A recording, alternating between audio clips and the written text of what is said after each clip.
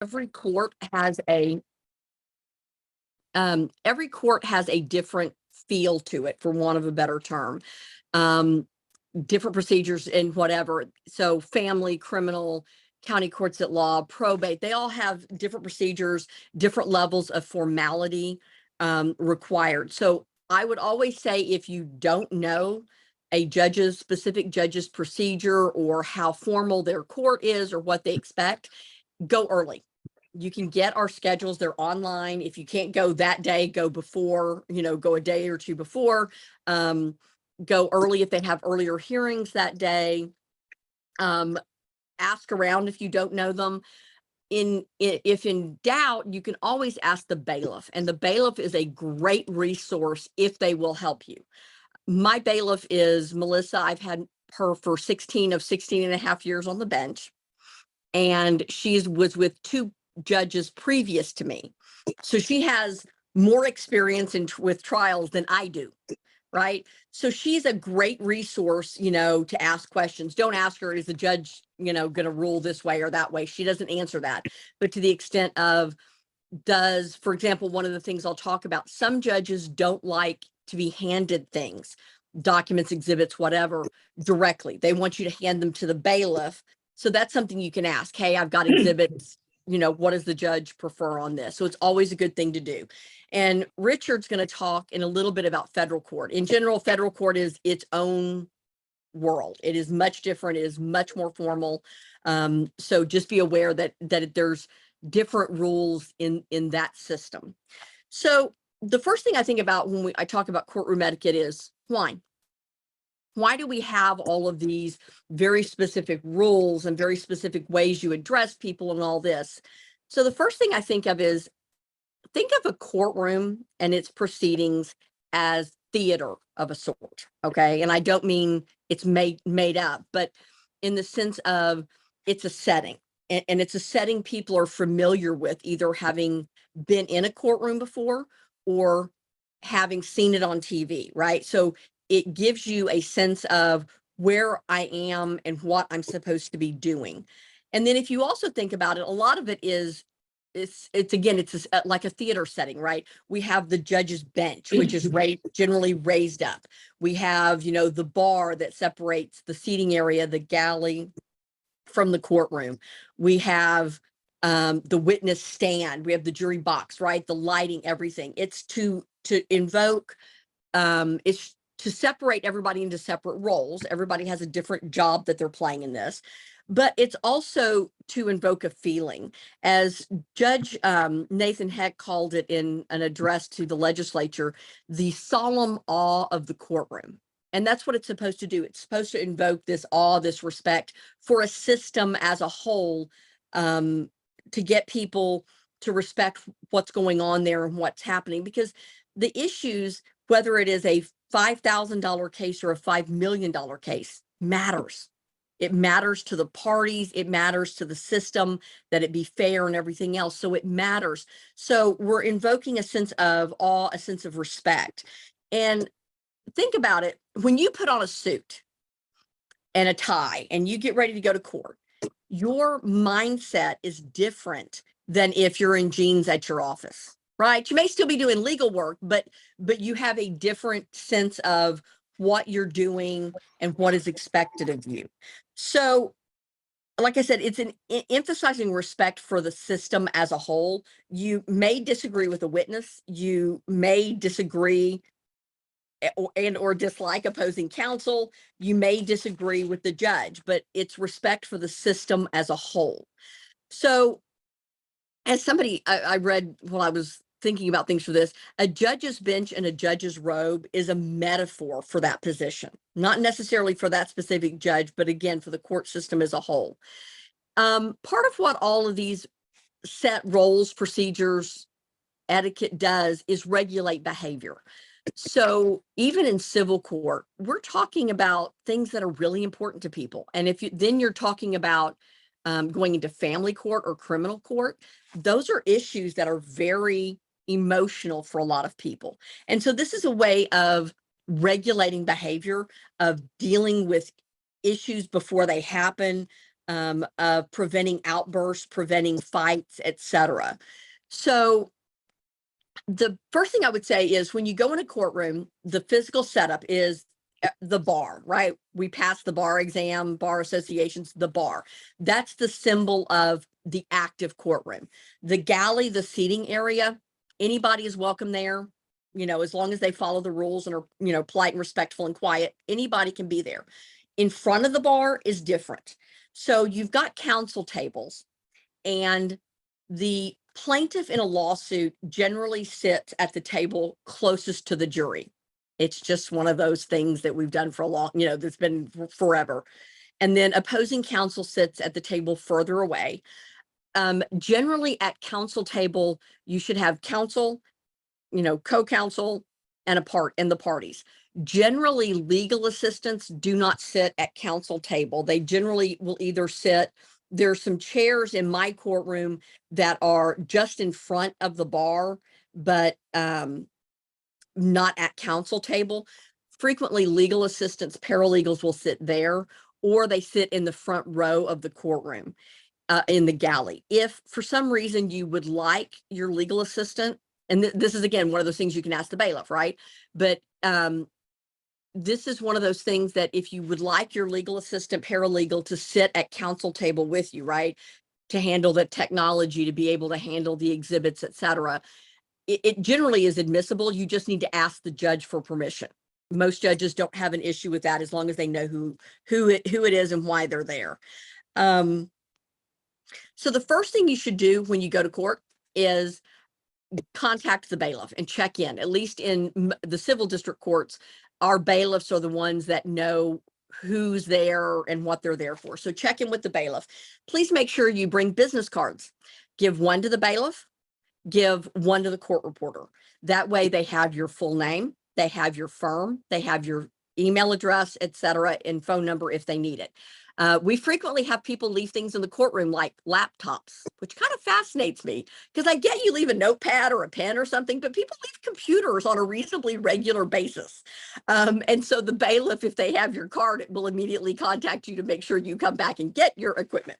And then the court reporter, in case they need you need a transcript or anything. So please have cards for them. So check in with the bailiff. Hi, I'm so-and-so. Here's my card. I'm here for this hearing. I will say that the only person with more authority in a courtroom than the judge is the bailiff. And in every court in Dallas County but one, they are licensed peace officers. They do have weapons. They do everything. They're here for court security, among other things. So if a bailiff tells you to do something, do it, even if you disagree with it, and you can bring it up with the judge later. But if a bailiff tells you something, you need to go ahead and obey and listen to them. So be on time. I know that sounds simple, but make sure you leave plenty of time. If something goes wrong, I've had attorneys that were in accidents. I've had attorneys stuck behind trains, whatever, flat tires. Make sure you have the court phone number to call and let them know that you're running late, and in an estimated time that you're going to get there. Things happen and we know, but we need to know if there's something going on. Most of us do try to be on time. Unfortunately, hearings run late. We get stuck in conference calls on things, whatever. So sometimes we're running a few minutes late, but please, I would say make sure you're on time. Some of the judges are extremely prompt, and will be a problem if you are late. Okay. So dress appropriately. And I know that sounds silly, but dress appropriately. For men, a suit, or at a minimum, slacks, a tie, a jacket.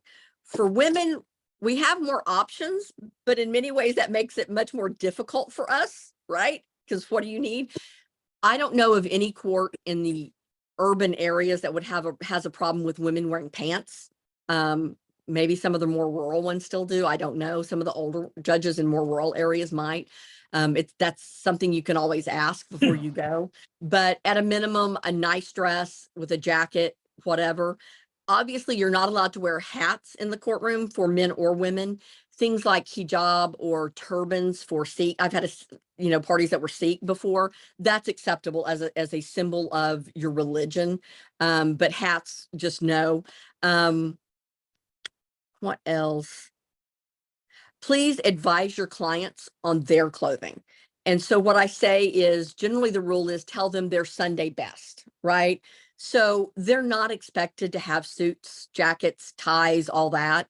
They're not expected to go out and buy clothing just to be in court, but their clothing at a minimum needs to be clean. It needs to have, I know this sounds stupid, I shouldn't have to say it, but no t-shirts with inappropriate slogans on them. I mean, it happens. Um, Shirts tucked in, as respectful as you can be. Again, we recognize that people have a variety of different economic circumstances, but they, like I said, they need to at least be clean, no stains, no inappropriate slogans tucked in, etc. So when a judge comes in or exits a room, you always should stand. So the bailiff generally will say, all rise for the court, all rise for the judge, something like that. Um, Obviously you need to stand, your clients need to stand. If a judge happens to sneak in, and I'm bad about that, about not always waiting for my bailiff, then you still need to stand. If you see a judge come in, just as, again, as a sign of respect, you need to stand up. If it's me, I'll almost always say immediately, be seated, whatever. But as a sign, again, you need to stand there and stay standing until the judge tells you to sit down. If you are having a jury trial, everybody, including me, stands when the voir dire panel comes in and exits, and when the jury comes in and exits. Again, it's a sign that even I respect the jury. They're giving up their time, they're taking their effort to help resolve this case. So they deserve our respect for what they're doing and what they're trying to do. Always address a judge as judge so-and-so, or your honor. So if you have something to say, your honor, may I use the Elmo to put something on screen? Okay. I do not personally have a problem with being called ma'am. I will tell you, however, that is a bit controversial. And there are some judges that will take strong offense at being called ma'am or sir. They just don't feel it's appropriate. That's not the proper etiquette. I don't have an issue with it because to me, I'm Southern. I was raised in Texas. It's a sign of respect. But I will just forewarn you, there are several judges that do not like it and will immediately dress you down for that. So just be aware of that. And, in default is judge, may I proceed? Judge Slaughter, may I proceed? Your honor, something like that. So what else? Everybody else in the courtroom, the client, opposing counsel, witnesses, everything should always be addressed by Mr. or Mrs. and their last name. It's just unprofessional in a formal setting to look over at co-counsel and say, well, Bob, Bob did this or whatever. It's just unprofessional.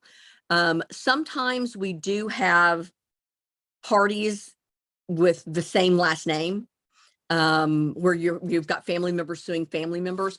And so then the general rule is you ask the judge, your honor, because there are 5 people with the last name Smith, may I please refer to them as Adam, Bob, Charlie, Tom, and David, right? Because otherwise it's going to get very confusing. And generally that's an acceptable solution, but you do need to ask permission before you do so.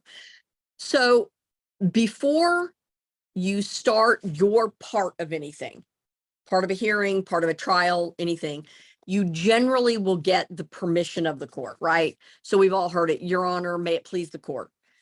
Your honor, if you want to be less formal, Judge Slaughter, may I proceed? And I know this sounds stupid, but it's a really good way of focusing attention, right? It gets the judge's attention. Hey, we're starting, because we've got other things going on and we're thinking of other things. So it gets our attention, so we're focused. It also gets the jury's attention. Your honor, may I proceed? Oh, the jury, hey, wait a minute, we need to listen now. So it kind of focuses everybody and gets them going in the right direction. In a hearing or at the beginning of a trial, please, even if you've been in a court before, unless it was like yesterday, please introduce yourself again. And I know that sounds maybe a problem, but it sounds rude, but I meet so many attorneys, and My court reporter may not know who you are. The bailiff might not, really kind of clue into who you are. So introduce yourself. You can say your firm name if you want. Most of us don't really focus on that. Who your client is. Your Honor, I'm Bob Smith. I'm here representing ... I get cases where there are multiple defendants, and I've got some cases where there are 15 and 20 defendants and there are 3 or 4 or 5 sets of attorneys. You need to make sure when you introduce yourself and you start, I'm here representing this company and this LLC and this whatever. So it's clear for both the judge and the court reporter and the record who you represent. So if you're making an offer of proof or an objection or whatever, who it's being done on behalf of. I personally think that you should introduce anybody that you've got sitting in the front of the bar area and or legal assistants. I am a big believer in paralegals and legal assistants. I'm still friends with my first paralegal out of law school. I know that when I get those lovely binders with all the tabs and all that and the index, I know who generally did that, and it's generally some sort of a legal assistant or a paralegal, not necessarily the attorney. So if you do bring a legal assistant, a paralegal, a technology person to court, introduce them. Let me know who they are. In big cases, when you have jury consultants, I don't expect you to say that in front of the jury, but tell me who they are, because I always wonder who these random people are sitting over there. So just as a matter of courtesy, introduce everybody that you've got with you that you've brought to court. And so I'm Bob Smith. I'm representing, John Doe, and we're here today on my motion ... Okay, so you don't need to say if you're the plaintiff, if you're responding something, you don't need to say that, but if you are, it's your motion, say it, because sometimes the docket, our computer docket, is wrong, or it'll have 3 motions and you already resolved 2 of them and one's left. So please let us know, what you're here on, so we kind of get, like, again, zoned in, focused in on what we're doing. So then getting exhibits, documents, cases, etc., to the court reporter, the witness, or the judge. So the first thing you need to know is that you need to have a copy of, if it's an actual exhibit being admitted, you need to have a copy for the court reporter, for the witness, which goes to the court reporter. It is polite, if you can, to have a copy for the judge, and you need to have a copy for each opposing counsel, or you need to have told them if you're in trial what the exhibit number is. If you've got an exhibit that, during a hearing, you want to a document you want to show the judge, a case, a printout of a PowerPoint presentation, which, by the way, I love printouts of PowerPoints because I scribble things on them. I know a lot of judges do, so that's always a polite thing. So have it organized, right? Here's the packet for the judge. Here's the packet for the court reporter. Here's the packet for opposing counsel. Have it organized so we're not spending exorbitant amounts of time while you're fumbling through piles of stuff. Try to minimize the amount of number of times you have to approach the bench. So again, have a packet of all the documents and cases that you can approach, give to the bailiff or the judge, give to opposing counsel, versus taking the time to keep coming back and forth and back and forth. Always, always, always ask permission before you approach the bench. This is just a safety issue for us. Unfortunately, with everything going on, that is something that will get my bailiff's attention, and not in a good way. Just saying. So make sure your Honor, may I approach? Some judges don't like even attorneys to approach them directly. They'll say, give it to the bailiff, and then the bailiff will hand it to us. I generally, again, this is one of those, you need to know each court. I don't have a problem with counsel approaching me and handing me things. I don't have an issue with it. There are times, however, especially if I have pro se parties that I don't know and might be problems, that I will ask the bailiff to go get things so that they don't even come close to the bench area. Again, that's just, again, a matter of safety, and it's up to each judge. But what minimum is, always ask for permission before you approach the bench. So always address the court, not opposing counsel in a hearing or during trial.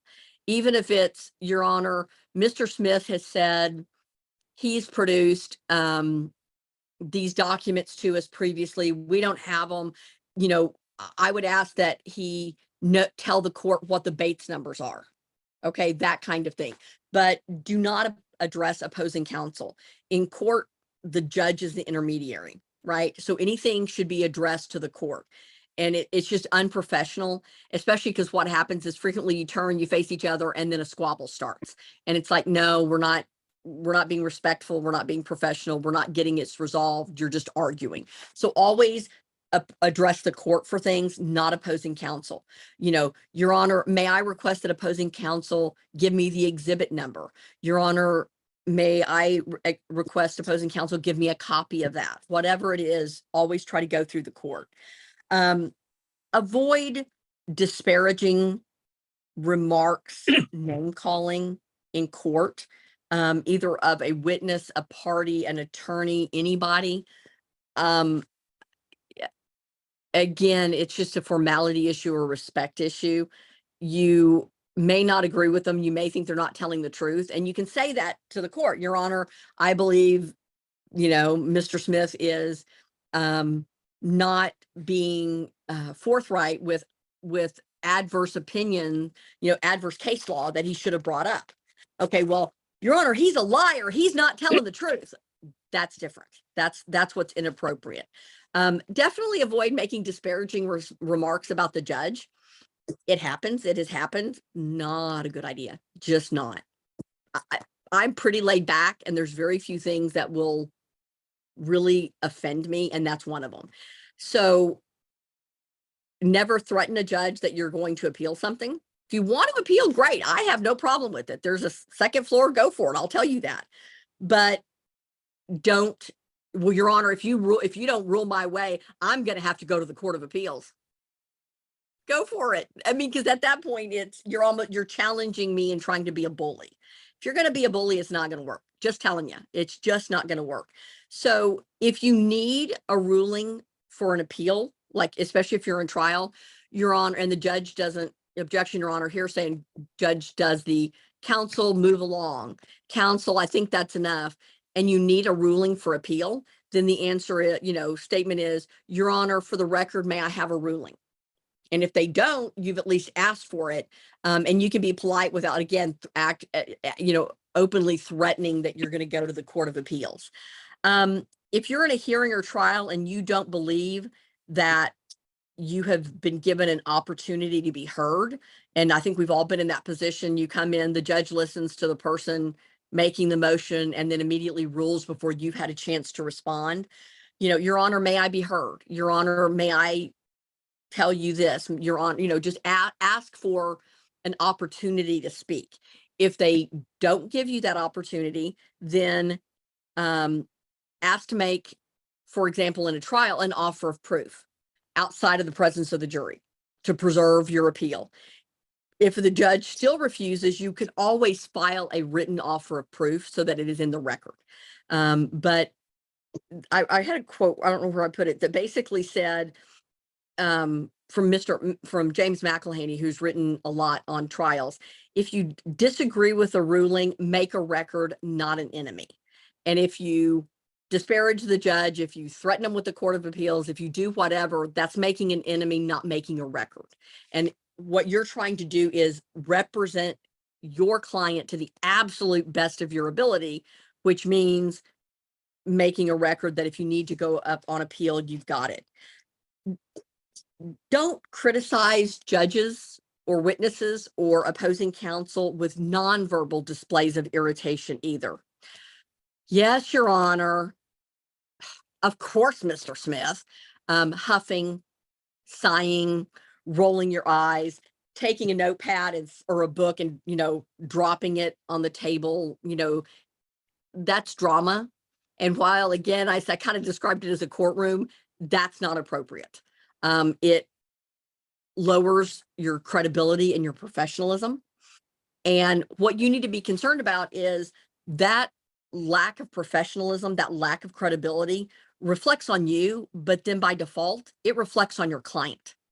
If you're not credible, if you're not following the rules, then unfortunately that can lead to the implication that inference that maybe your client isn't credible, isn't professional, etc. So please don't. I will tell you, I have a reasonably high tolerance level, and I will try not to call an attorney out in front of a jury or their client specifically, but most specifically a jury on that. I will usually address it at a break, at lunch, whatever. But if you keep doing it, I will. And let me tell you, jurors really follow that stuff. Okay. Right. Oh, the judge had to dress them down. Again, it reflects on your credibility and your professionalism and the respect that they have for you. Keep counsel table as neat as possible. I know we frequently have a lot of papers. It happens, but if you could try to keep it as tidy and neat as possible, please clean up after yourselves.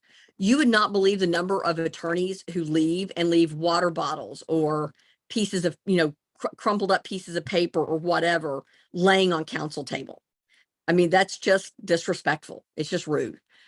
Clean up after yourself, clean up after your witness. If you don't, there's not a trash can at the table, ask the bailiff, is there a trash can? I can throw this away. But please try to keep things put together, neat, tidy, whatever.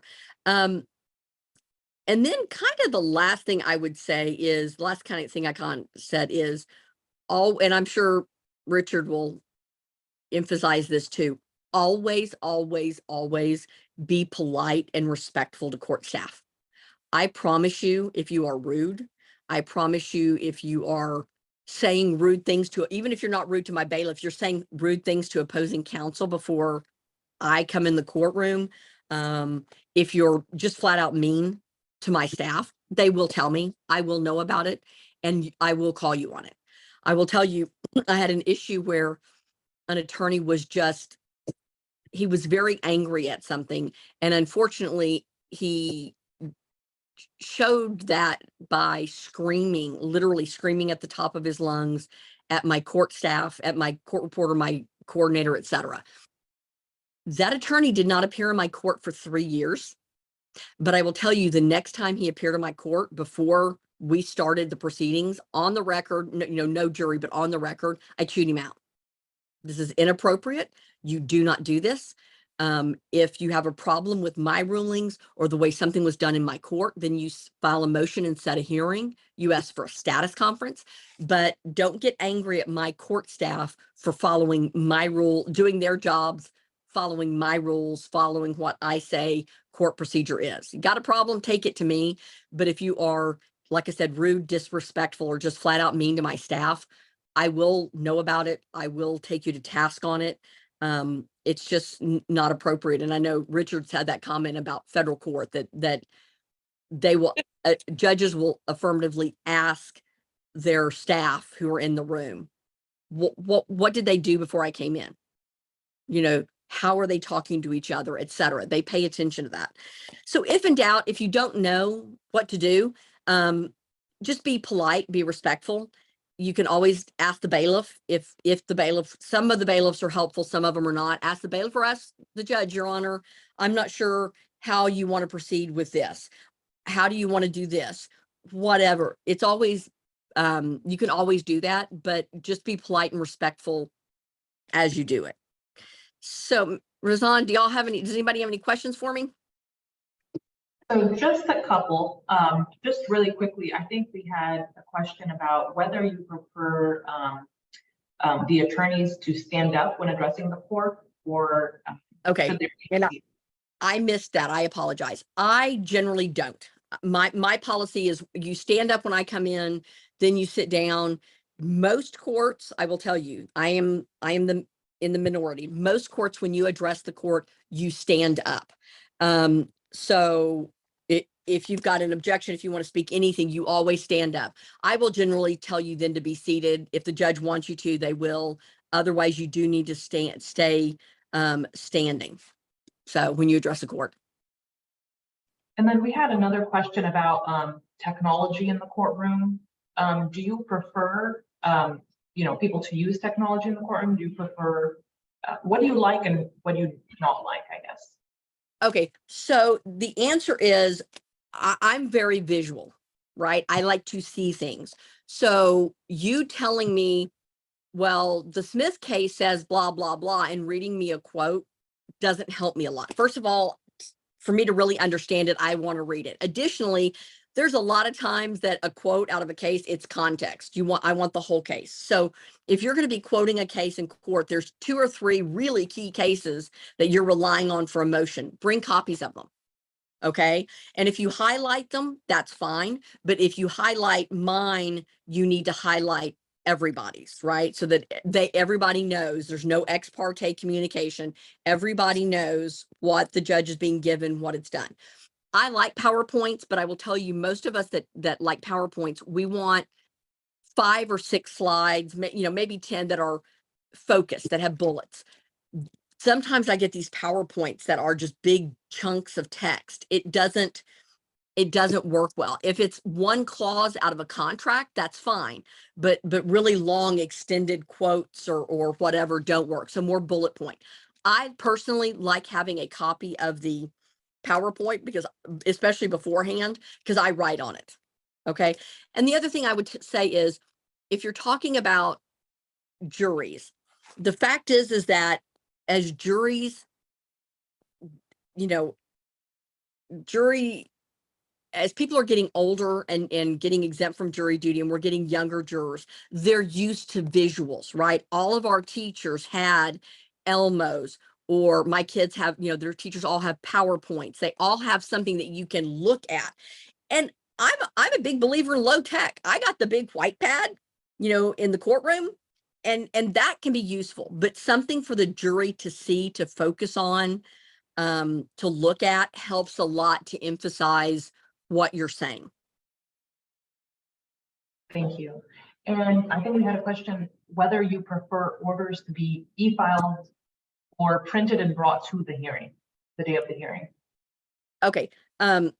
So they need to be e-filed, but please bring a copy with you, because most of us are still physically signing orders. And that way, if we need to interlineate or whatever, we can do it right then. So you have to e-file it, but then always also bring a copy with you to the hearing, so that we can look at it. And please, please, please, one of my pet peeves with orders, you bring me a motion in limine or a list of exhibits, and it's motion in limine granted, period. Okay, you had 20 things in on your thing. I can't say just granted or denied to an entirety. So what I would say is, please bring orders, but please also make your order specific, which is, motion limiting number 1, granted, sustained, overruled, modified. If you're talking about exhibits, same thing. Please have it more specific than just granted or denied. On a summary judgment, if you have a no evidence in a traditional and you've got multiple grounds, we're moving for a traditional summary judgment on the breach of contract and the fraudulent inducement claim, but we're seeking a no evidence summary judgment on the breach of contract, the fraud, and the misrepresentation claim. Bring an order that says traditional summary judgment, ... cause of action XYZ. No evidence summary judgment, cause of action XYZ. That way, again, granted, denied, and we can sign it right then. Okay, thank you. I'm just going to ask one last question, and it Sure. was whether you have a page limit on the motions in your court. I know that differentiates from court to court. I do not. I signed the 25-page limit, and I think it had a good genesis that we were getting literally 200-page depositions. And sometimes in some of these motions, we were getting 3, 4, 5 200-page depositions that they're citing 5 pages of. So that was kind of the genesis of it. I don't enforce the page limit in my court. I just don't. There's too many times that you've got a contract that's more than 25 pages. Forget the affidavit proving it up. The contract itself is more than 25 pages. Okay, thank you for that. And we do appreciate you taking time out of your busy day to come speak to us and providing us with your golden nuggets of information. I know that it's a reminder for the seasoned attorneys, and they're especially helpful for our soon-to-be attorneys that are on here as well. Thank you. Okay. And I think that Mr. Richard Faulkner is going to speak next. And I'm going to add you. And please go ahead. Thank you very much. All right. Are y'all able to hear me? Because I'm having technical difficulties from this end. Yes, we can. Fantastic. I'm doing this from my iPhone because Zoom would not update on my Mac. God knows why. But I will encourage questions, especially at the end, and am happy to answer them. Let's talk a little bit about federal court. It is different. I've been practicing in the federal courts for 43 years now. I've appeared, briefed, and argued cases in the district courts, the multiple courts of appeal around the country, done petitions for certain the U.S. Supreme Court, and even briefs in the U.S. Supreme Court as well. One thing to remember if you are in a federal court is that the chief judge of the Northern District estimated that less than 10% of the members of the State Bar of Texas are actually admitted to federal court practice. So the moment you get removed or you have something to file in a federal court, one, make sure you're admitted. That is essential. It is a separate process. Two, understand that the federal rules are different. They are very different. Federal court is very different. It is extremely formal. That means that the rules are the rules. Worse yet, there are at least 2 and sometimes 3 sets of rules. One will be the federal rules of civil procedure, but those are sometimes modified by the rules of a particular district. Many districts have standing orders relating to a number of things. For those of you who are young lawyers, many of the federal courts have a specific requirement, or let's say a specific opportunity for young lawyers, generally 7 years or less, to be able to appear and argue motions. Everything else, particularly from lawyers with more experience than that, is decided on the papers. That leads to another thing, which is the judges also sometimes have personal rules. You have to read and know all of them. And for God's sake, comply. Do not miss a deadline. And the deadlines are different between different districts. The Northern District sometimes will have a 3-week for reply, 2 weeks for surreply. The same subjects in the Eastern District are 2 weeks and 1 week. So federal courts are decision machines. They operate on the time frame set out in the rules. If you miss a deadline, you may get a ruling from the federal court before you file whatever you think you were going to file. Rather embarrassing if you've already lost. It is important that you understand that the rules are enforced in federal court. These are Article 3 judges. They're never seeking election again. Unlike many state judges who will chew lawyers out, federal judges are well known for issuing sanctions. This is not a joke. They expect compliance with the rules. An error can result in sanctions. Last night at my end of court dinner, we had a game called Legal Jeopardy. One of the categories was sanctions and sanctional behavior. Nobody was joking about that. Those are things that can get you in hot water if you don't know how the process works and what the rules are. Federal court, as I said, is far, far more formal. You must be in a suit. Some federal judges will not allow you in their courtroom if you do not have a suit. most marshal's offices I know have an ugly suit and ugly tie collection. And if you have to run down for something like a temporary restraining order or to arrest a vessel, I used to do a lot of admiralty practice. You may be in the ugly suit, ugly coat, ugly tie category if you were dressed like I am right now. You cannot appear in the court without a coat and tie. Many federal judges will frown if you're even wearing a coat and tie as opposed to a suit. Just know that it is that much more different and formal. Always stand to object. You may only argue or present a case or a response from the lectern. The federal judges will enforce the rules of always operating from the lectern. Somebody's trying to call in and I hope I'm coming back. Thank you. Recognize that if you do not do that, you will be quickly told to get behind the lectern.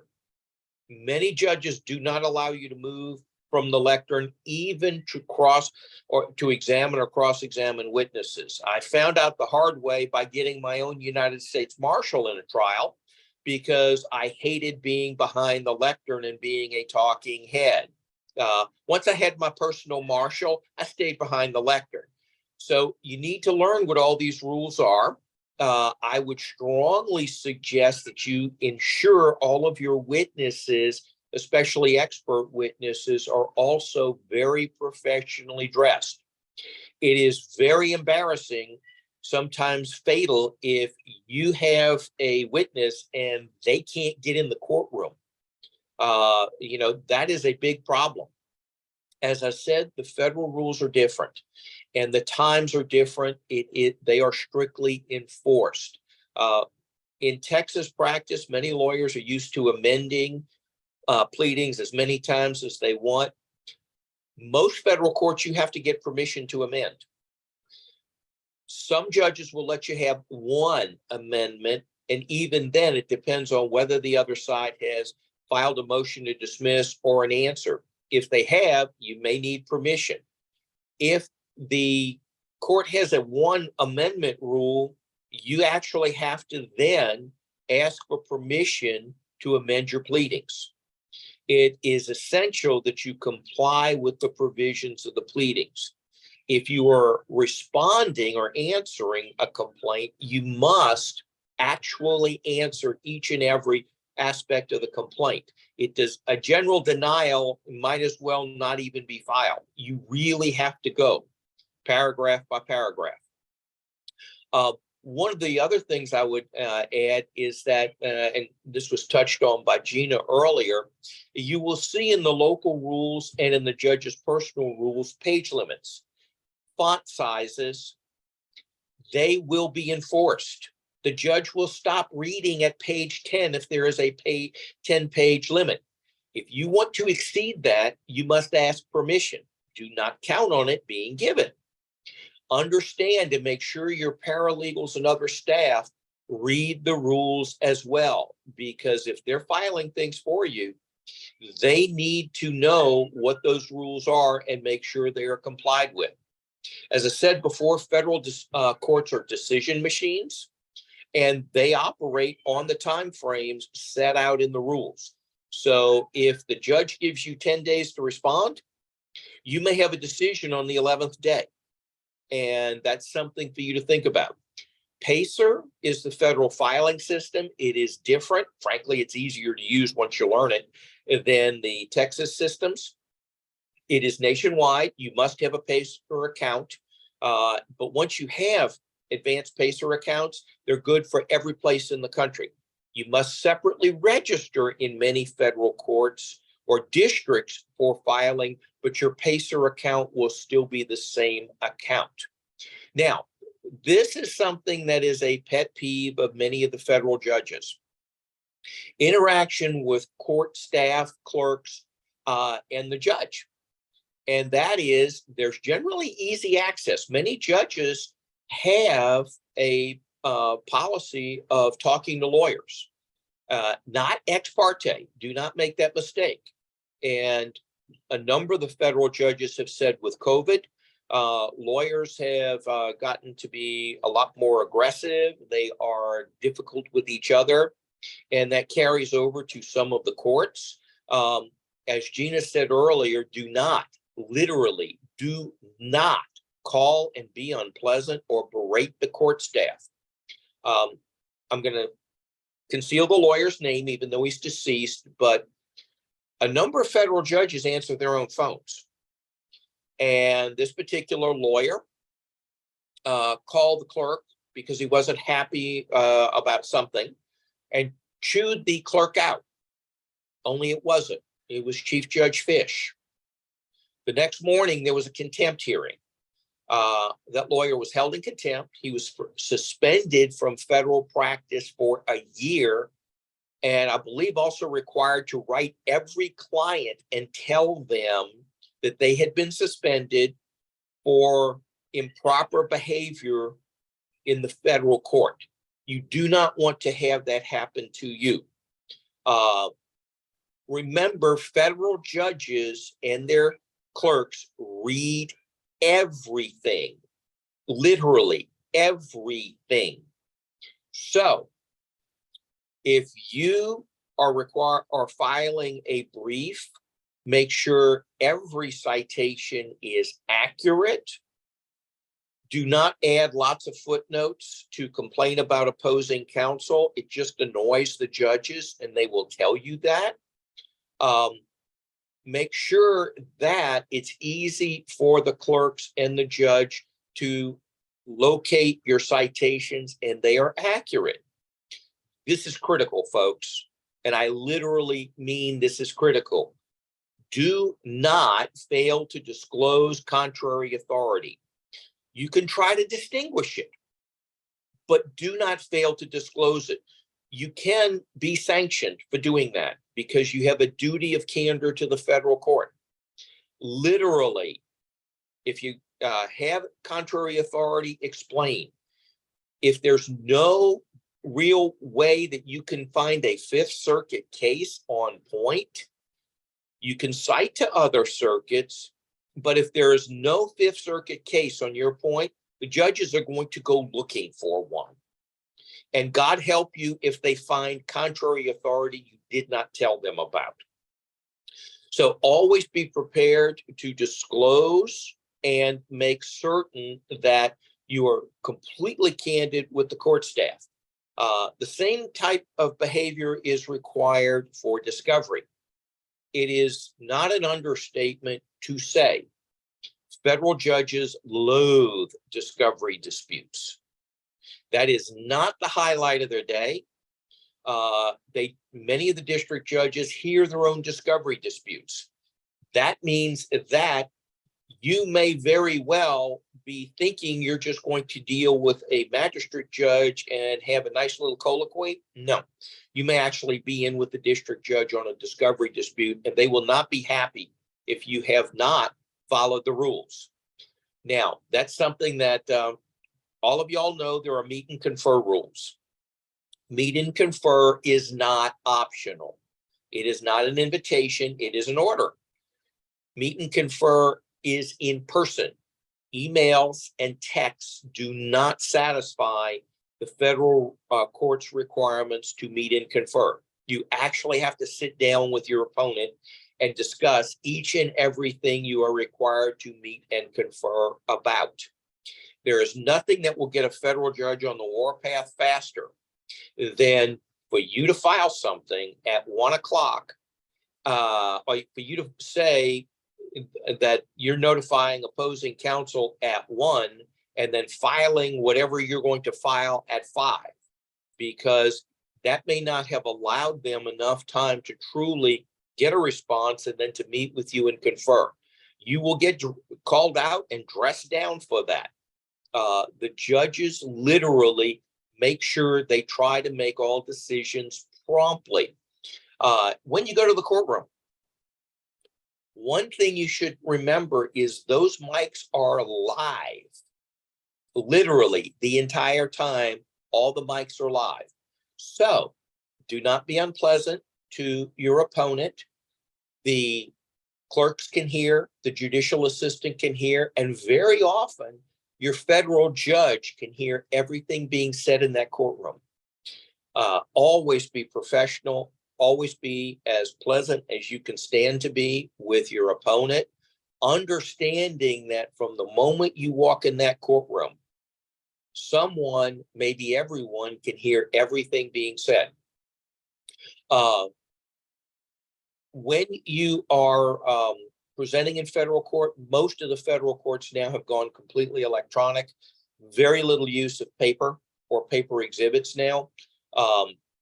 Most federal judges do not grant oral hearings on hardly anything prior to the trial on the merits.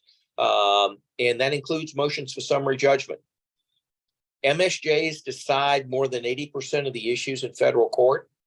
So it is essential that you be prepared both in discovery and in the case to respond to summary judgments, motions to dismiss, etc.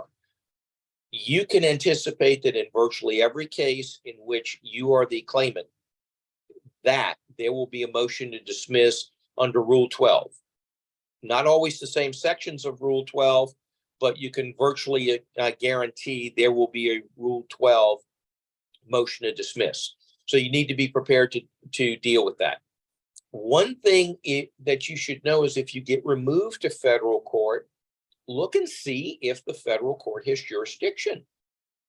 Theoretically, federal courts are courts of limited jurisdiction. Jurisdiction will be verified by the federal court itself.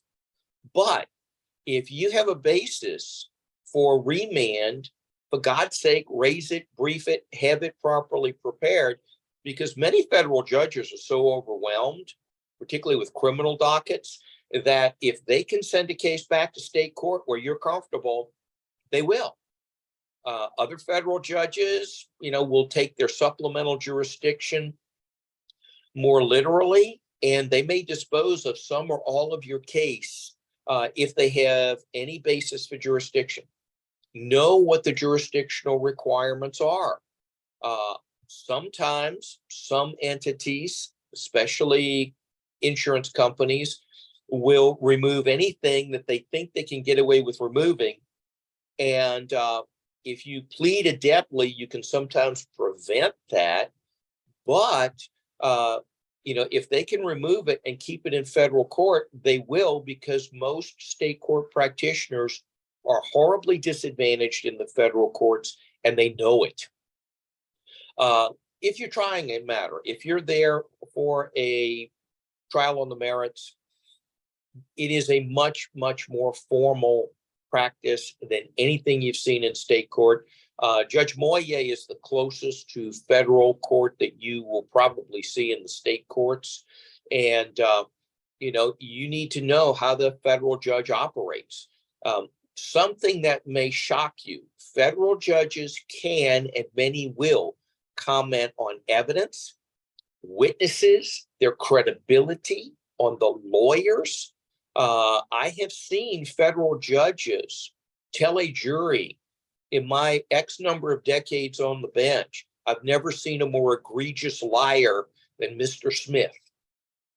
Some of them can and will, if they think somebody is lying, stop a trial, invite the United States attorney in to sit there and consider perjury charges, or invite the IRS in if undisclosed income is mentioned.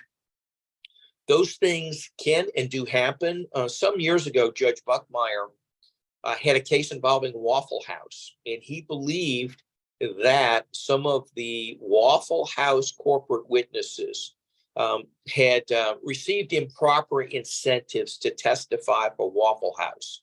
And in a 105-page opinion, he listed which Waffle House witnesses he believed committed perjury. He sent a formal letter on his court letterhead to the United States Attorney's Office requesting perjury investigations be opened. In that decision, he listed what he thought of the credibility of every one of the Waffle House witnesses. I need not say that he did not think much of their credibility. So every time they testified in a court from that point forward, there was a federal decision documenting the fact that they were not believable and probably were committing perjury with whatever else they were saying. That's a disaster. You need to let your clients know they have to tell the truth. It really means they have to tell the truth. Don't embellish, don't get cute, don't try to outsmart the court or opposing counsel. It'll bite them. Now, discovery. That also means that with the duty of candor to the court, if you're going through a file and you find things that are really bad, in the Eastern District, you still have to turn it over under Rule 26. It's not optional. It's not, oh, gee, go find delete. It's not contact Rosemary Woods, the infamous secretary to Richard Nixon, who deleted tapes. Nope, it means you've got to turn it over. Read the local rules. They are different in the Eastern, Southern, and Northern districts. So you have to comply with those. And in the Eastern District in particular, you're going to find you have to turn over everything. It's almost like being in an international arbitration, which is what I have done for years because arbitration is my specialty. But you have to turn those things over. If you don't, you can anticipate at least a severe chewing out from the judge and potentially sanctions. A couple of other things. You'll be offered the opportunity to consent to a magistrate judge for trial. That is something to seriously think about. My personal experience over the years has been every time I've consented to a magistrate, it has been an unpleasant experience. I generally won't do it, but particularly with COVID, magistrate judges can effectively give you almost a special setting. Federal district judges set in their scheduling order when you're going to trial. They are setting when you are going to trial. Everything will be set out. You will be required to do certain things on a particular time frame. Many federal judges will not let you vary that by agreement with counsel. Don't think that they are not going to operate on the schedule they set out. That can be a real disaster if your agreed schedule is different than the federal judge's schedule. Continuances. Those are kind of freely granted in state court. Many federal judges do not grant continuances. As one of my friends who's a federal judge said, firm trial dates lead to settlements. If you're unprepared, if you're behind the eight ball, if you can't try your case, that is your problem. Solve it, settle it, get it off his docket. They generally are extremely strict about continuances. And with at least one federal judge I know very, very well, the fastest way I know of to be called to trial during the month of his docket is to ask for a continuance. You may go from what you think is number 80 to number 1. Surprise. So think hard about what you need to do and when you need to do it. And for God's sake, try to do it in advance. We're all busy lawyers. Everybody is very busy, but the time frames in the federal court are complied with by everybody, most especially the court. Federal judges could not care less if you're going to appeal. That's what the Fifth Circuit is for. And, you know, at what Gena was saying with do not threaten judges with I'm going to appeal, there is nothing you could say or do that will cause you any more credibility impact than trying to suggest that the federal judge ought to be afraid of you taking it to the Fifth Circuit. They're responsible to God and Congress. That's it. So make sure you understand that if you need to go up on appeal, if you need to do something and make a record, fine. It's not going to bother any of these judges. Many of them are super, super experienced. They know what they expect in the way of behavior. They know what they expect in the way of professionalism. They expect you to have read the rules, all of the rules, and comply with them. Now, for those of you who are relatively new to federal practice or don't ever go there, if you get removed to federal court, think seriously about going and finding somebody who practices in federal court to assist you or to take over. If you screw up in federal court, they're not cutting you any slack. And so make sure you understand that those courts really do operate on the rules that are published. If you need help, there are a number of us who will gladly try to help you. But federal court is a place that takes a long time to get used to. Once you're used to it, it's great. I love it. I know everything that will happen and when it will happen and how it will happen and the time frames it will happen on. That's how it works, period, full stop.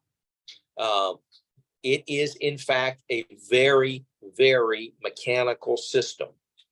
Now, that's good and bad, but if you know that, you can make it work to your benefit. Always be prepared, be prepared, be prepared. There is nothing more devastating to an unprepared lawyer than for a federal judge from the bench to say, Mr. Jones, you are obviously not prepared. And you need to tell your client you were unprepared, and that's why they're about to have the following disaster. I have seen federal judges where deadlines were missed turn to my opposing counsel who said, well, my God, Judge, what do I do now? And the comment was, Mr. Smith, now would be a wonderful time if you have malpractice insurance to notify your carrier. And that's the last thing anyone wants in a record. Federal court can seem to be scary. If you read the rules, if you comply with the rules and behave professionally, you'll generally be fine. But understand these judges expect the type of practice and behavior from the top 10% of the bar, and they insist on it. It is not optional. It is not, if I'd like to, or anything like that. It's expected. It is required. And the judges try really hard to make sure they get everything right on the time basis that they've set out in their scheduling order. So, I frankly love federal court. I know there are a number of other lawyers who do. Most lawyers get into federal court on removal, and that has its own time frames.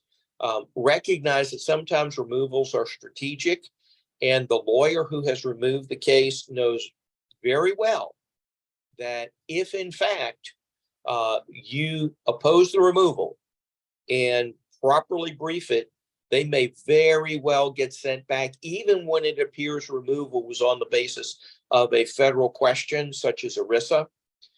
Especially for those of you who may be doing non-subscriber cases. Those lawyers quite often will remove on the basis that an issue is supposedly ERISA. The case will typically sit on the federal docket for 4, 6, 8, 9 months before the matter of the jurisdiction is addressed and decided. And oftentimes that results in the federal court returning and remanding the case to state court. Be aware of the fact that during that time period, some defendants will try to get a 12B6 motion to dismiss decided, which may pare down or even eliminate large portions of your claims that you're then kind of stuck with. So pay attention to what's going on and oppose any improper removal immediately. Make sure you brief it right. And, if you have questions, ask. One of the things that I strongly urge everyone to do is if you're going to go to a federal court, go sit in that judge's court. Go see if you can get an appointment with the court judicial assistant. Ask, what does Judge Boyle or Judge Lynn want? I haven't been here in this court before. Is there anything special I need to know to make sure I'm doing what the judge wants? They will generally happily tell you. Sometimes, particularly if you're going to be pro-hocking into a federal district in another state, that is the smartest expenditure of 30 minutes you can ever make. I'm also admitted in several other states in federal court. And one particular state, Michigan, Eastern District of Michigan, the practice there is when the judge calls you up to be admitted pro hoc, he or she quizzes you on the local rules of professionalism and ethics. And they really do quiz you. They ask questions straight out of those rules. Well, the judicial assistant tipped me off and said, for God's sake, Mr. Faulkner, read those rules. I did. And I spent about the first 5 minutes answering questions about ethics. And once the judge was satisfied that I knew what the rules were in the Eastern District, then she swore me in. And it was pretty darn clear that I wouldn't have been sworn in if I couldn't have answered those questions. And some other lawyers who could not answer the questions to her satisfaction had their pro hocs denied. Very embarrassing if your client really needs you. The system is different. Please learn the differences. And, if you need help, for heaven's sake, call and ask. Many of us are glad to do that. One of the problems we find now in all the courts is that younger lawyers don't have access to good mentoring. The federal courts, particularly through the Inns of Court, are trying to help remedy that. But those of you who might be eligible for Inns of Court, seriously look into joining. If you are in the Eastern District, I'm a member of the Paul Brown Inn of Court. We're a lot more flexible about admissions than, say, the Higginbotham Inn or the Mac Taylor Inn in Dallas, and which have multi-year waiting lists to be admitted. Take a serious look at joining a federal Inn of Court if you can. And if so, it will help you learn how the courts operate. It will help you get to know the judges.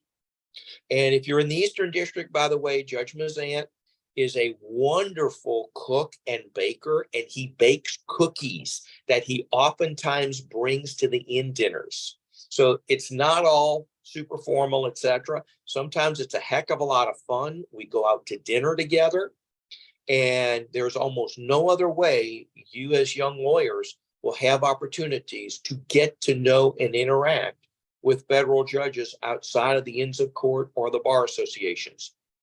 Bar association. There's sorry. a bar, and if you're going to be in federal court regularly, join it. It will help you immensely. Okay, questions, y'all? Thank you so much. I think there were a couple questions that might have been answered, and it was whether federal courts prefer oral or written advocacy, and it seems like written is the way to go. It's all written.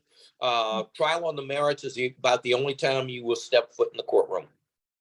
Okay, great. And then about the actual motions, whether they need to be detailed with detailed headings, it seems like that is the way to go.